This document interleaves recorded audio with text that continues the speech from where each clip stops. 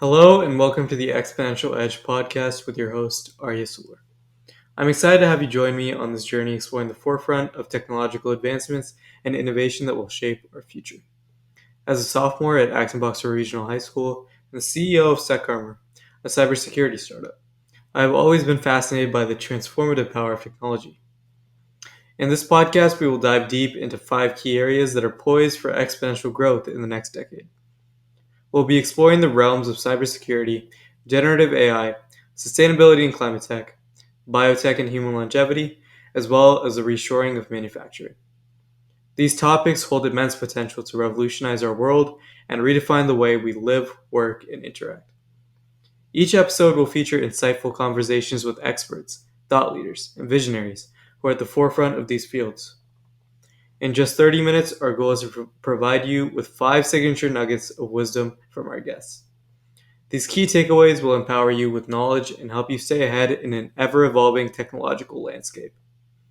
Without further ado, let's introduce our guest for this week.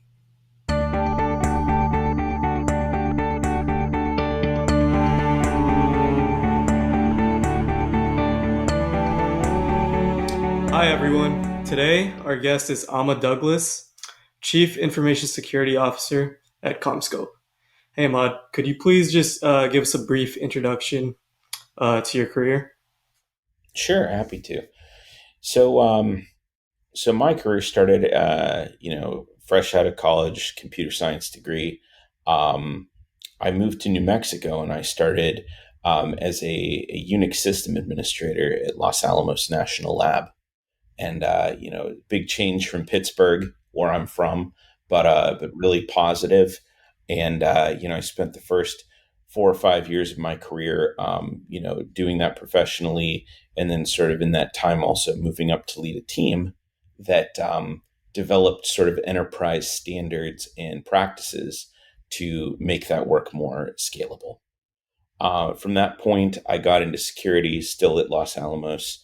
Um, Over that time, I was working on getting my master's degree in computer science, uh, working on sort of national security work that aligns with what the lab does, and just honing my craft alongside a really incredible group of folks that were really experienced. That was really a privilege to be part of that group, and culminating at the lab sort of in being the deputy chief security officer under a mentor and friend of mine whose name is Jamil Farshi.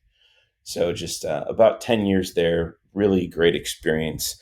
When Jamil moved on, I had the opportunity to move with him to Visa, which was, my first role in industry.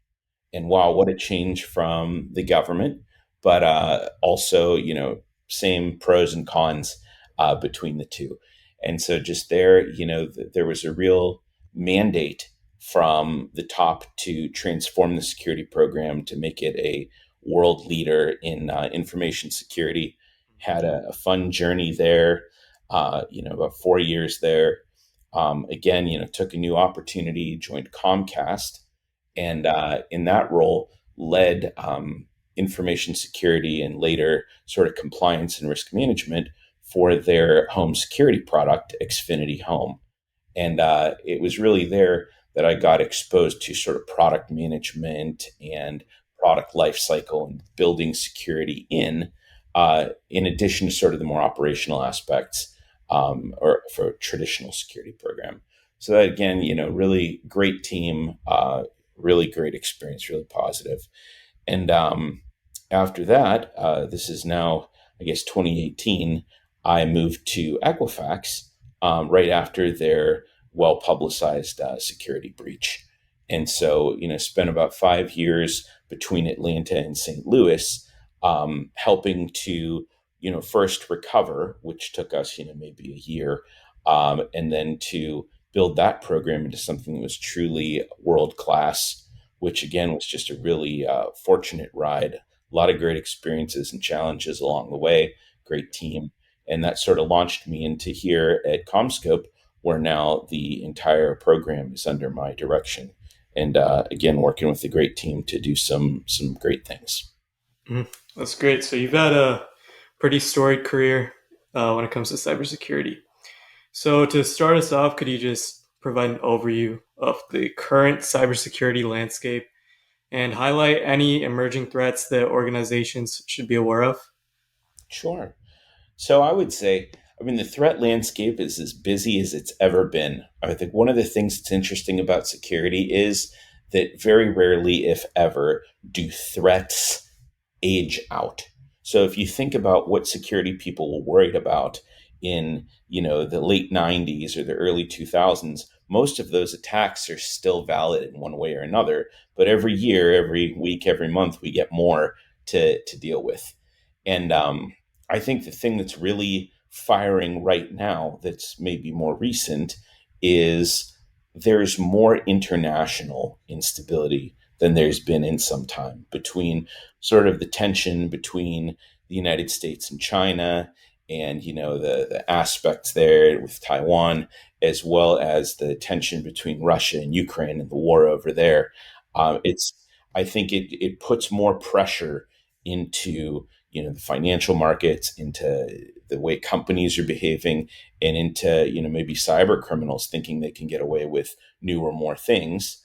And then right on top of that, I mean, the area in Russia and Ukraine has always been a hot spot for financial cybercrime. Oh, And really? so I think we're seeing some pressure there being released into the system as well, in terms of non-state threat actors, continuing their usual tactics in ransomware and other financially motivated cybercrime. Mhm. Yeah, that's also really surprising that you mentioned that all the threats from past like decades too are still viable today. I Yeah, wouldn't think. it's an exciting job. Mhm.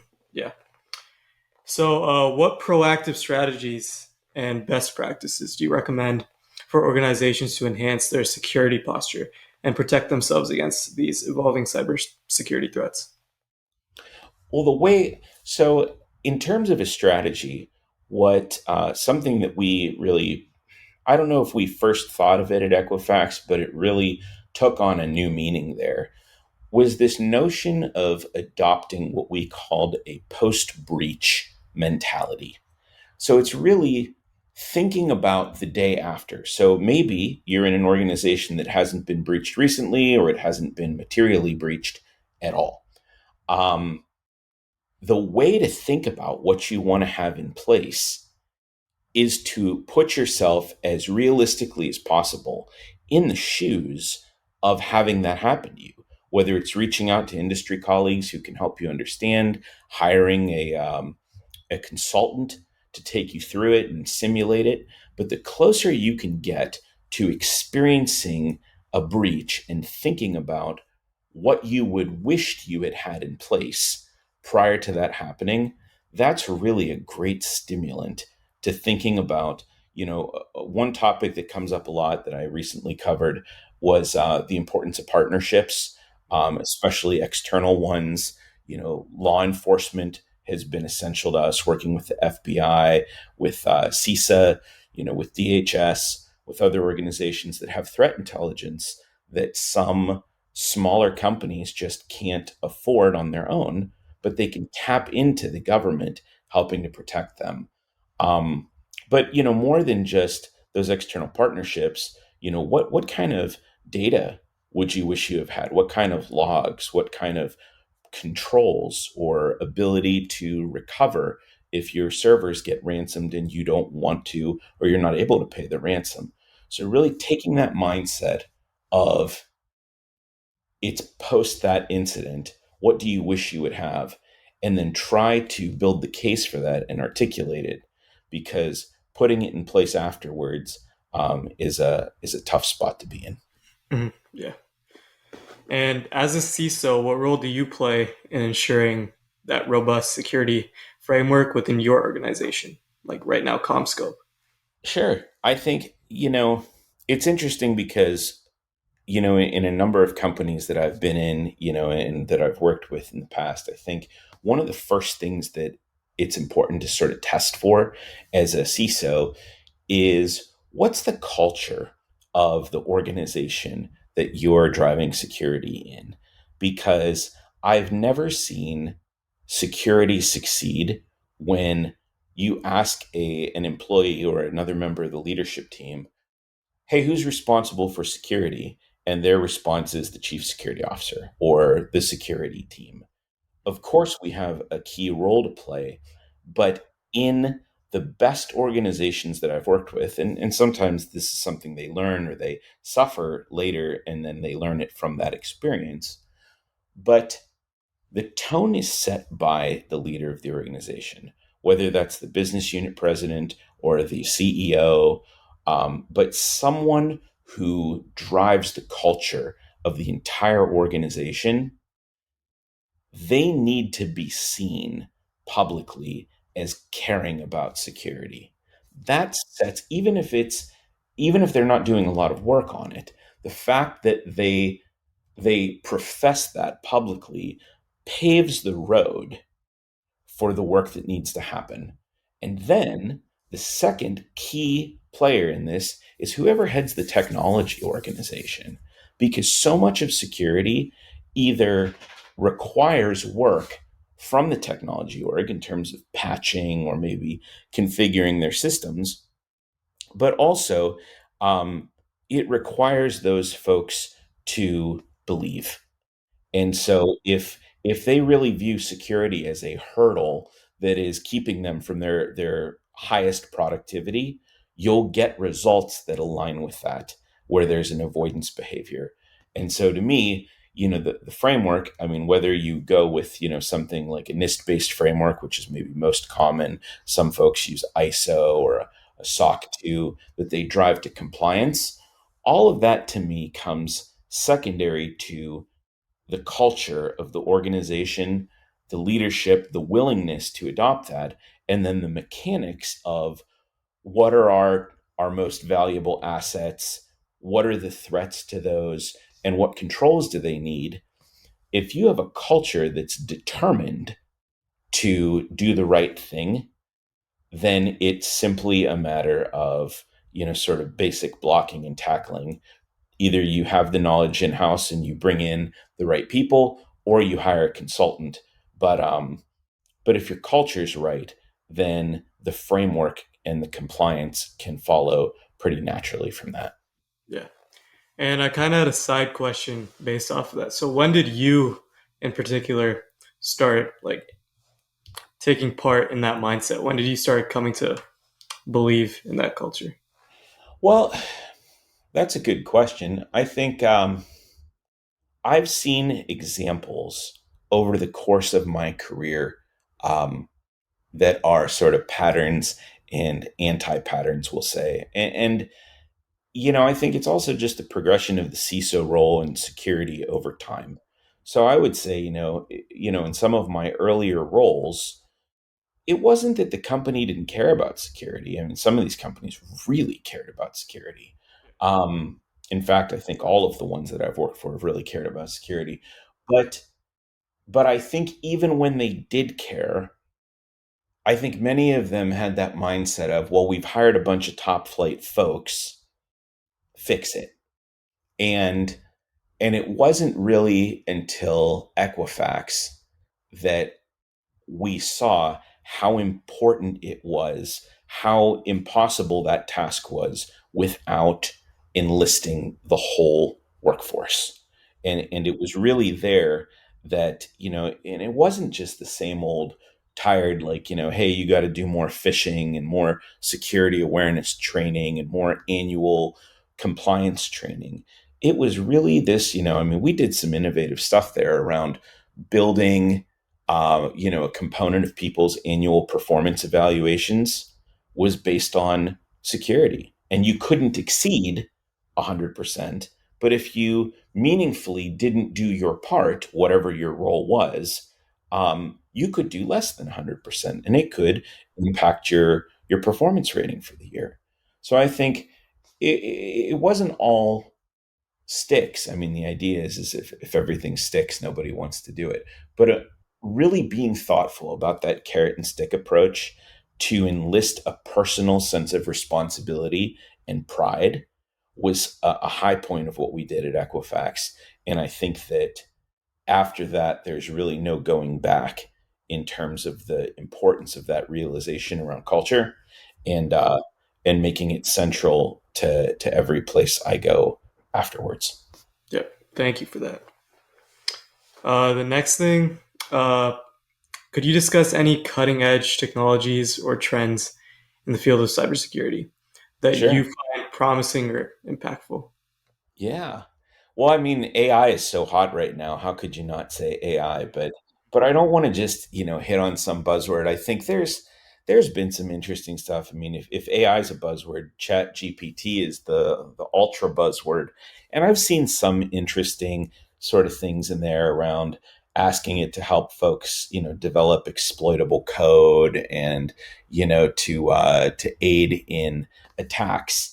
But where I think, it's so much. I mean, Chat GPT is the kernel, the nugget, the beginning of what's going to be a really thrilling journey, I think.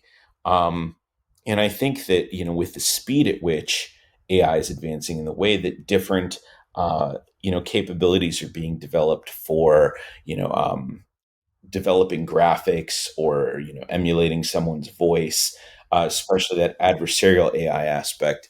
I think that there's going to be a time, that I'm really dreaming of, that is around further automating and sort of routinizing um, daily tasks in security.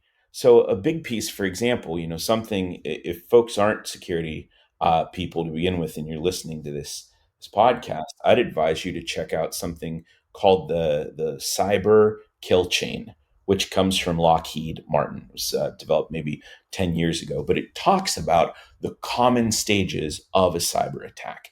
And it really breaks it down in a way that helps someone to understand, hey, here are all the points where you can stop this, or conversely, all the things that need to succeed for a cyber attack to go off. And it's really, I think it's pretty accessible. Um, so really thinking about that, one of the beginning aspects of a cyber attack, probably the beginning one, is something called reconnaissance. So if you're going to conduct a cyber attack, either you know who you're going to attack or you're looking for targets, depending on sort of what your motivation is. But there's a lot of manual, hey, what domains does this company use? What IP addresses and subnet ranges do they have? And then when you do that, hey, which systems on that subnet range are reachable, and which ones are maybe behind a firewall? Are there any vulnerable services or open ports running on those? And I imagine a time when there's something like a Chat GPT that you can ask it, hey, why don't you tell me, I'm interested in attacking ahmaddouglas.com. Can you please get me all the intelligence on that? And it comes back with the DNS information and the hosts and the subnet. And it says, would you like me to scan the systems and tell you what's vulnerable? Yes. And then I say, I found a vulnerable, SSH client open. Would you like me to try a brute force attack? Yes. And all of that grind work that is now foundational, it's almost like, of course, there's a lot of automation on both the attack and the defense side. But as we move it to more of a natural language capability and and we further automate up that chain, not only will it make cyber more accessible to a broader group of people, I think it's really going to change the dynamics between attackers and defenders, because right now defense seems like such an overwhelming job for folks like me. There are so many assets in your company, and we're constantly looking for ways to prioritize what we protect and what we go after, because it's so expensive and so hard to protect everything. But with these new levers, we imagine a time where it's almost like a screw or a pulley or another mechanical advantage, where AI should give us even more ability to protect more things with fewer people who have certain kinds of training. Hmm. And I wouldn't think before you said that like the defensive side of cybersecurity would gain that much from like ChatGPT. I thought like the attackers would definitely have a big advantage using these generative AI sources. But that makes sense what you just said. It's going to be interesting because so many of the important tools are available to both the attack and the defense. But I mean, I guess when I think about attack is hard too, and what the security researchers are doing, the community there is really truly impressive. And I think about how much the defense has to do, how overwhelming it can seem at times. And I think that I'm optimistic that even if the same capabilities accrue to both sides, that the amount of help it will afford the defense over time is going to outweigh the benefit that it has to attackers. But Mhm. but time will tell. Yeah. So, in your experience, what are the key challenges that organizations face when implementing these cybersecurity defenses? Well, these days, the number one challenge everyone is feeling is cost. With the economy doing what it's doing, I think you know every company, or all but the most fortunate companies, are having to take a very hard look at every aspect of their operations and their business, and to look for opportunities everywhere they can to economize. And Mhm. so, security, even though it's many companies think of it as a must have. um, they still nothing is exempt from the chopping block. And so I think it's key there to really be able to this is where it comes in to be more around sort of executive skills. This is where the CISO's job is so important, Yeah. because you can't, they used to talk about security being, sort of funded and managed as a function of something called FUD, fear, uncertainty, and doubt. Mhm. And, I think we're hopefully, long past those days for most organizations. But you can't go in and ask for your budget or the resources you need as a function of, well, we're going to get hacked. What are you going to do when you have a big data breach? Because those things to most audiences seem intangible. And it's Yep. very hard to put real science behind, well, you have a 1 in 10 chance of this occurring, or a 1 in 5 chance of that. If you have malware, you're likely to, have this experience. And so I think what's really key there is for chief security officers to adopt similar demeanor and practices and language as other C-level executives, and Mhm. really try to speak in terms of cost and risk and benefit. And in my mind, when I think about sort of a basic business equation, I'm hearkening back to business school. Really, if you think of a basic equation, there's revenue and there's expense, but there's also this risk of your cash flows, Yep. right? Mhm. So, yeah, if I were going to get involved in a business, sure, I want something that's high revenue and that has low expense, but maybe that activity is inherently very high risk. And Mhm. so, if there's a way that I can increase the certainty of the revenue or increase the certainty of the lower expense, that's just as important to that equation. And so, I think that's what CISOs need to do, is really get good at articulating risk in the most concrete terms they can, which I know is I don't want to wave that away. That's extremely hard, but Yeah. that's really a cultural question of Mhm. looking to the leaders and their peers in that company, and how they and the board talk about risk and talk about finances, and really putting it to them in a language that's not just the best they can do, but is sensitive to the decision making culture in that particular company. Mhm. And going back to what you said about just that general cost effectiveness, there's not as many cyber workers as in other fields. And like even in my school, there's so many like people who go to Lego robotics or just any type of robotics or computer science, but there's nothing for cybersecurity in particular. And Hmm. shifting gears a bit, I just wanted to ask about what are some common misconceptions or myths about cybersecurity that you encounter? Because it's kind of, I wouldn't say like that new compared to these other fields, but it's just underrepresented. Sure. And in fact, I would tie it back. I would say that one of the key myths about cybersecurity is one of the things that may be artificially holding down the workforce or the potential Mm. workforce. I think those are closely related.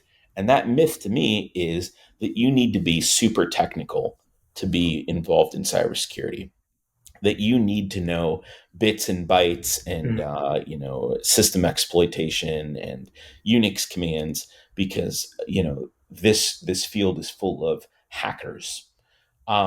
Certainly, look, without a doubt, an important, essential aspect of cybersecurity is the technical piece. Mm. And, there are people who specialize in that. I think that nowadays that role, if you were looking for it, would be called cybersecurity, whether you're a cybersecurity analyst or a cybersecurity leader, those are the people who are specializing in sort of threat intelligence and scanning for vulnerabilities and exploiting things, red teaming, blue teaming, that sort of thing. Mm. Um, but that's one of 5 or 6 or 10 different disciplines that a CISO needs to have a successful organization. And Yeah. in particular, I would say that the one that doesn't necessarily require the bits and bytes, but can have a very impactful experience on the company is governance, risk, and compliance. Mm. So that's sort of the department that encompasses everything from risk assessments to following through with your compliance framework and holding every part of the organization accountable for Yep. following a process. Mm. There's also the governance aspect in terms of making sure that that process is applied consistently and that any deviations from it are properly approved. So Yep. those are all functions that are essential. Project management's another one, security awareness and training.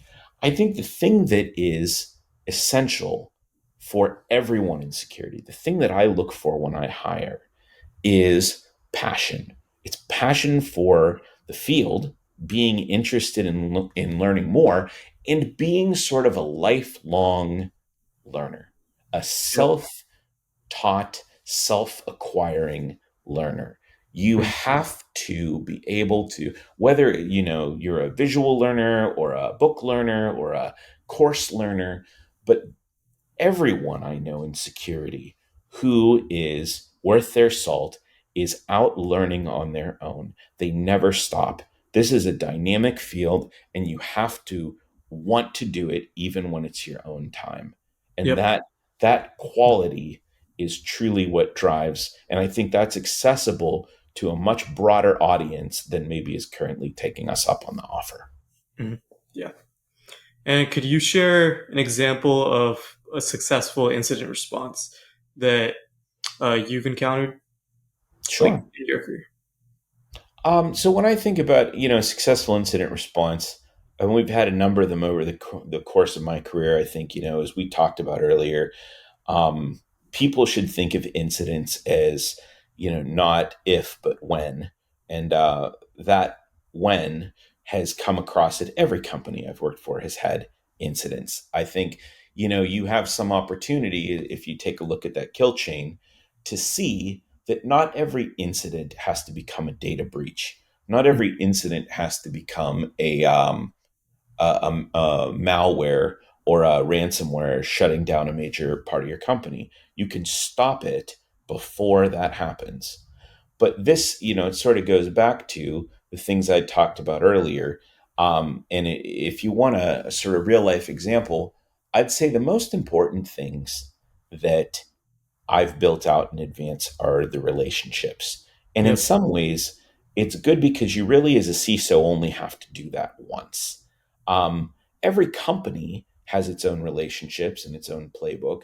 But if you have a pre existing trust relationship with people in the incident response industry, people in the, law enforcement community, in the government community, so that when something happens, there's a way for you to ring the bell and ask for help.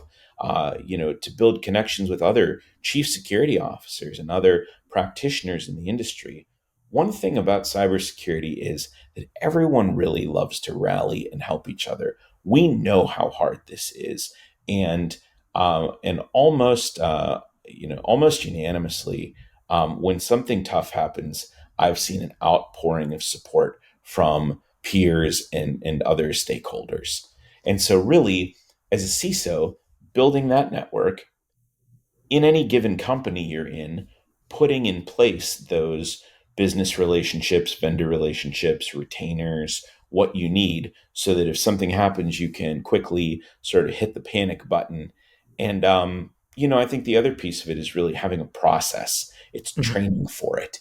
And, even if you have the relationships, the other thing that people trip up on is sort of an ad hoc response. Whatever happens, we bring in our best people and we all, work in a heroic sort of way. We gather in a war room. And if it comes at the wrong time, that's an acceptable way to be. I've been in a lot of situations where people worked in a heroic way. But the thing you have to ask yourself is, are you ever getting better?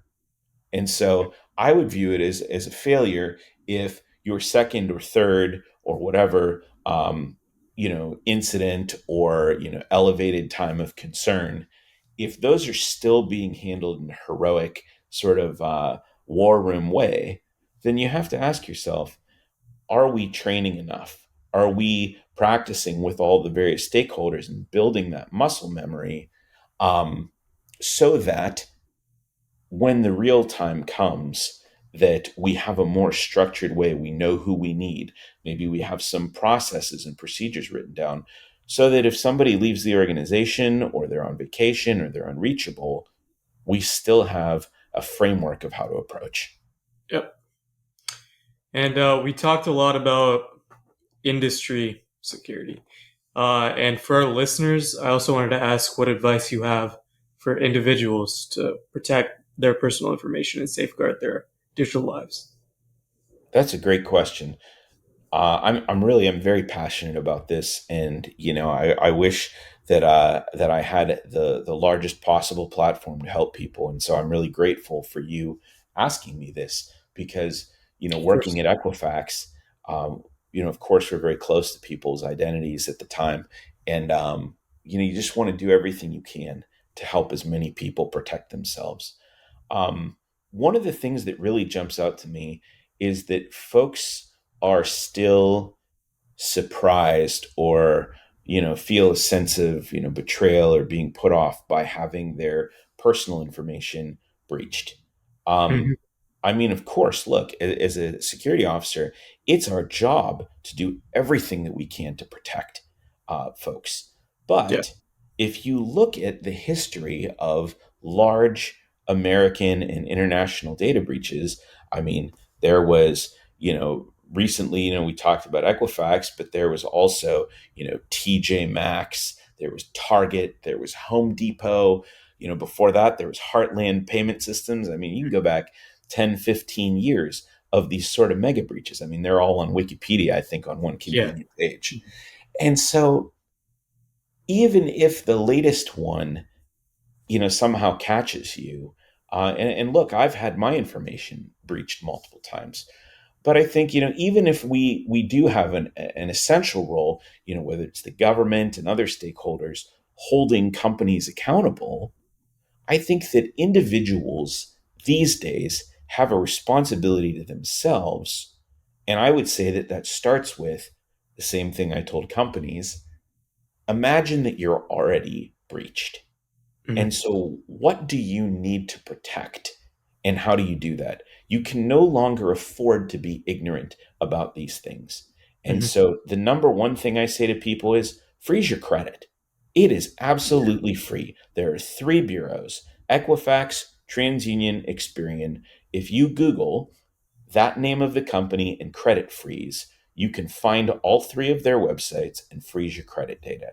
And even if it's not a perfect silver bullet, it makes it much harder to open a new account in your identity once you have that freeze on your account. Mm. So, I care for my mother who is, senior citizen now.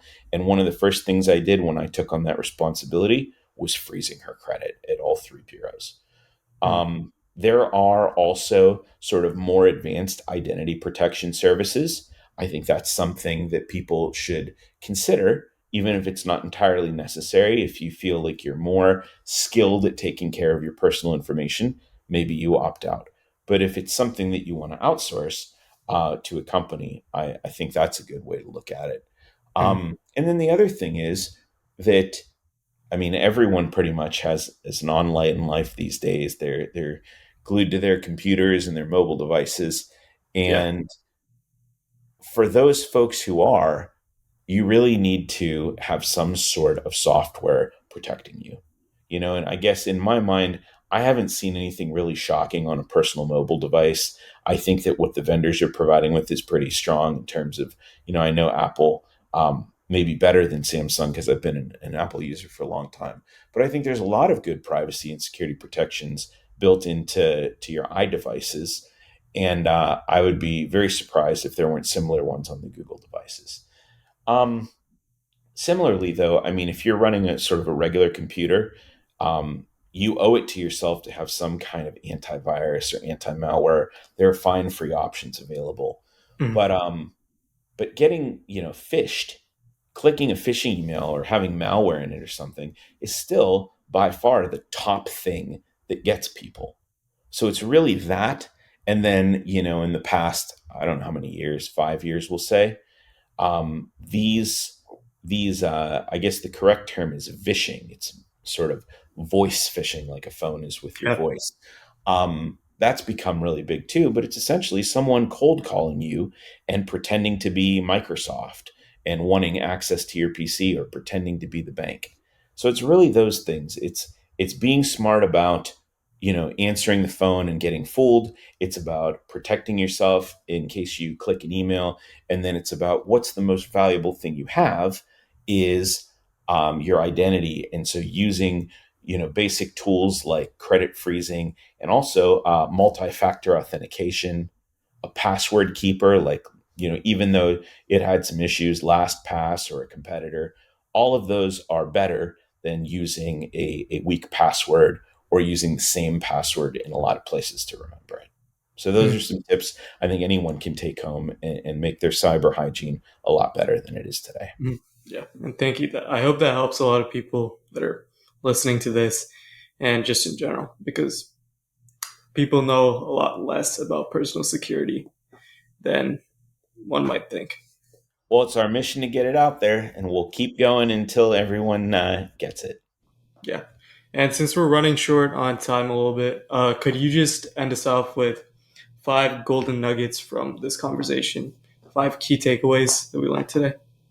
Yeah, it'd be my pleasure. So I think number one is whatever organization you're in, if you're a security person, I think you should adopt the mindset that security starts from the top. So you as a security person in the organization should do whatever you can to influence the the leader of the organization that all the people look to to publicly profess in some way, whether it's an email encouraging them to do their part or something, but at least monthly or quarterly to do something to show the workforce that security is top of mind for the leadership as well as it is for the security team, for folks to know it's their responsibility.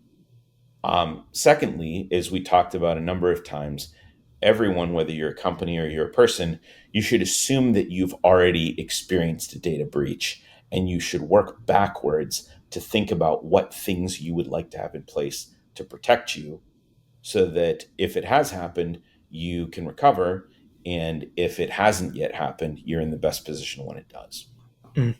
As I kind of hit on a moment ago, in addition to enlisting the leader of an organization, you have to break down barriers wherever you can to help folks to realize that security is everyone's responsibility and Yep. that truly, clicking those links and answering those telephones and those other behaviors everyone's got to be all in for you to succeed. It can't just be certain folks. Mhm.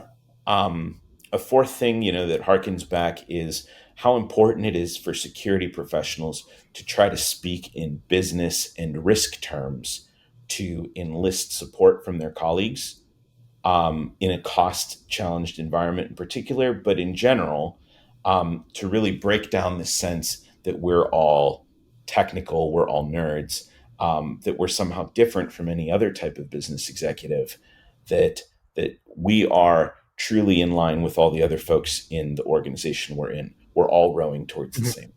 Yep. And then finally, I would say the most important thing in maybe the entire talk is anyone involved anywhere near the security industry needs to be adaptable. You have to have an open mind. You need to be a self starter and a self learner because this field is nothing if not dynamic. And so you have to always be keeping current. You have to be interested. You have to be passionate because if you don't keep pace, it will quickly pass you up. Mhm. All right. Thank you so much for joining us today on the Exponential Edge podcast. And thanks everyone for listening to this episode. Tune in next time for the Exponential Edge podcast to learn about another topic that will help our generation in the future to succeed. Thank you. Bye. Thank you.